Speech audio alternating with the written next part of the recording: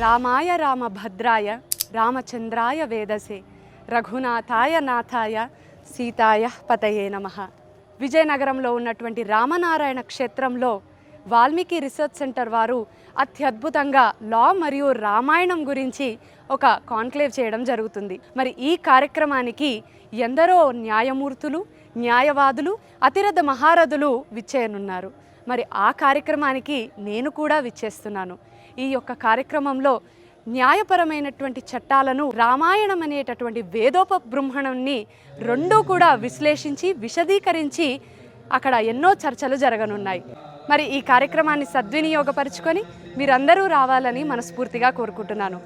మీరందరూ విచ్చేసి రామాయణం గురించి, లా గురించి ఎన్నో విషయాలు తెలుసుకొని 10 మందికి తెలియజేసి సనాతన ధర్మ పతాకాన్ని ఎగురవేయాలని కోరుకుంటూ మీ శుభరాజేశ్వరి.